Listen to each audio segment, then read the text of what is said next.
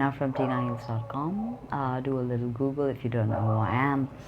Getting straight to the topic at hand, I am talking about sun moon personalities. Okay, I'm talking about personalities based on your sun moon signs. Okay, if you don't know what your moon sign is, then you're probably only into pop culture astrology, which you need to correct because there's a lot going on with your natal chart than just your sun sign. There are 9 planets in astrology. The sun and moon are also considered planets, and each represent an energy signature.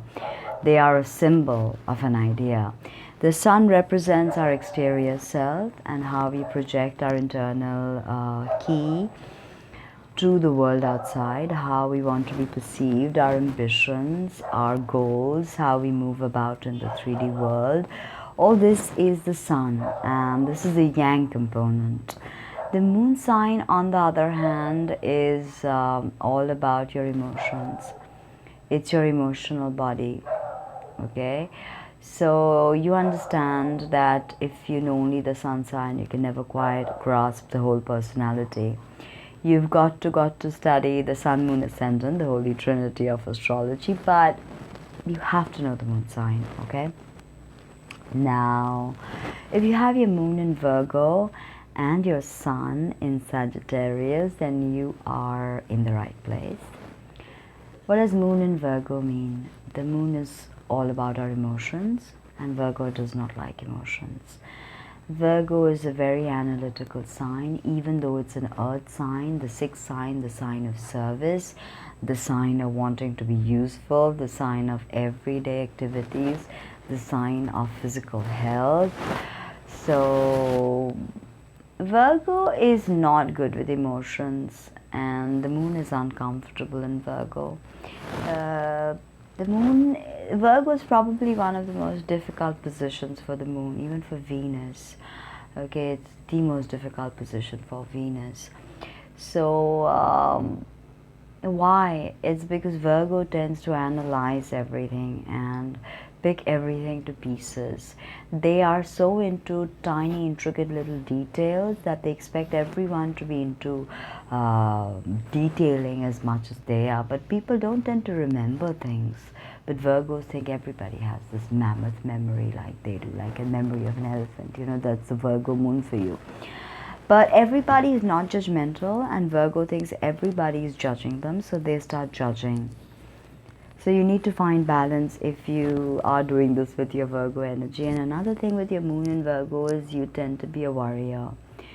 You can worry about things to such a degree that you give yourself indigestion. You may need colon cleansing. Look after your intestines and your digestive health, even your spine, you know.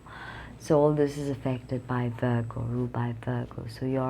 So if you have your moon in Virgo and you're giving into the nervous vibe, the tense vibe, the worrying about every single little thing because nothing is perfect. Nothing can be perfect, I think, you know.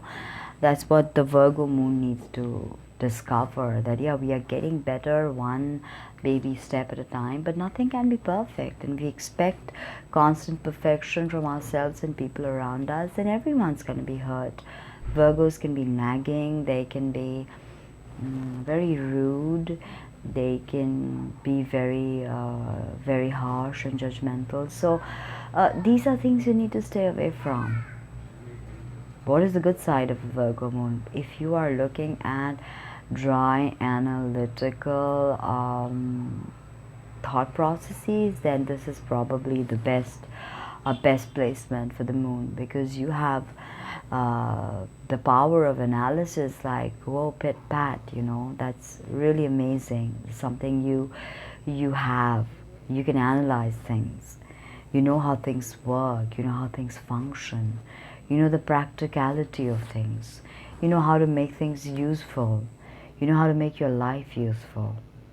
Because if you're not making yourself useful, you don't feel satisfied. Okay? Virgo's very soul karma is to serve. If they don't feel like they are serving, they're not satisfied. The Virgo moon lover that you have might do little things for you. Bring you coffee, bring you tea, comb your hair, because that's what they understand and that's what they like to do. They're not going to fly you around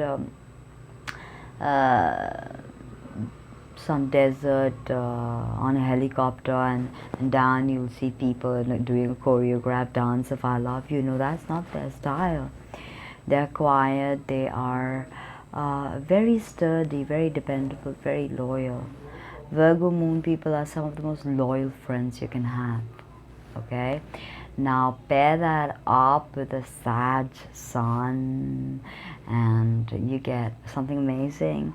Sag sun is like so expressive, so beautiful, because this is the last of the fire signs, Aries and Leo being the first two, and in Sagittarius the soul finds expression of higher philosophies, higher learning.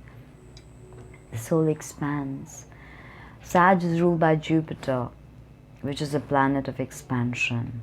So everything Sagittarius touches, it expands, it grows, it loves adventures.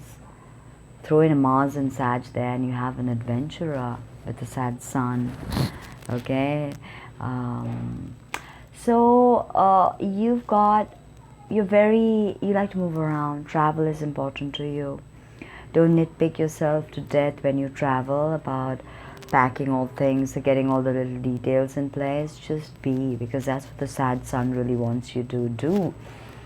The sun being how you project yourself out in the world, I would say you project a more adventurous side of yourself, a more wild side of yourself than what you truly feel. Internally, you are way more grounded and you're way more sturdy. But outwardly, you're projecting this wild, fiery energy that Sag has, So this could be slightly problematic because Virgo is so much detail-oriented and Sag hates details. Jupiter doesn't understand little things. Okay, so Jupiter doesn't like little things. Jupiter's the teacher, by the way. Virgos are also teachers and healers. So this is a very good combination for teaching, even overseas. Sagittarius being the house that rules foreigners. So having a Sag sun, you can probably communicate with different cultures very well. Use the method of the Virgo moon and the discipline of the Virgo moon. You can go very Everest, which Sag sun people, some of them might even consider.